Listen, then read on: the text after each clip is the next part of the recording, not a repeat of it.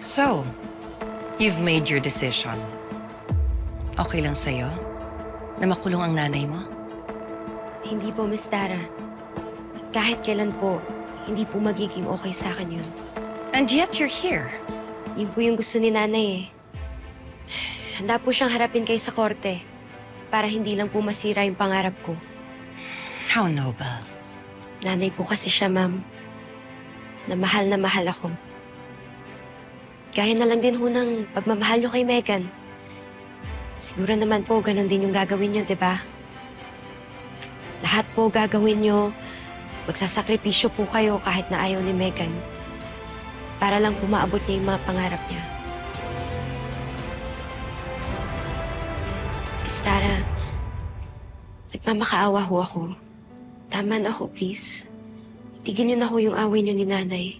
At sana po wag niyo na ho kami idamay ni Megan. Labas po kami dun eh.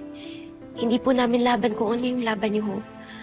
Kung naging masikip man ho yung stage para sa inyo ni nanay noon, baka naman po ngayon, pwede po kami mag-share ni Megan.